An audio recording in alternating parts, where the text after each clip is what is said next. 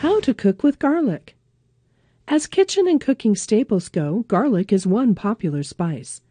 It is a root crop that is dubbed as the stinking rose because of how it looks, and because when the cloves are crushed or sliced, they release a strong, pungent odor, which is behind the garlic pervasive flavor.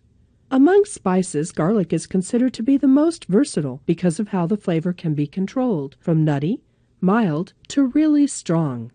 So much so that a single clove of minced or crushed garlic gives more flavor than 24 ones that are cooked whole. And that is one reason most amateur cooks want to learn how to cook with garlic. But how do you handle this wonder spice? And how do you use it in cooking? Here are a few easy tips. 1. Choose right. The first important step is knowing how to choose good bulbs. Garlic comes in bulbs which are composed of cloves. The bulbs are covered with a papery white skin which should be dry and can easily come off, while the cloves should be plump and firm and not shriveled and soft. 2. Keeping it plump.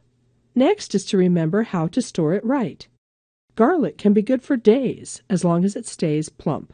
Don't put them in the refrigerator. Instead, store them in a container wherein air can flow and put in a cool, dry place that isn't hit by the sun. Garlic needs circulation and should be kept out of the sun's reach. 3. Mind the flavor. Now, the golden rule when it comes to controlling garlic's flavor is that the smaller you cut the pieces, the stronger the flavor becomes. The most common way to skin garlic is to crush the bulb and the skin. But remember that crushing garlic, with your fist against the blade of a knife, or with the use of a garlic press, for example, strengthens its flavor. 4. Ways to cook. A. Mild flavor. Garlic can be an interesting addition to baked goods or desserts, as you can bake it whole, which will lend a mild, nutty flavor to the recipe. As long as the clove isn't broken or opened, the flavor will be nowhere near pungent. B. Moderate.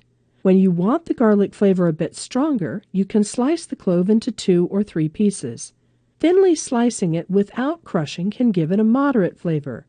An easy way to take the skin off without crushing is blanching, wherein you dunk the clove or bulb in boiling water and then put it in ice water. C. Strong. Depending on just how strong you want the flavor to be, you can mince or crush the garlic. Again, remember, the smaller the pieces, the stronger the flavor. 5. Don't burn.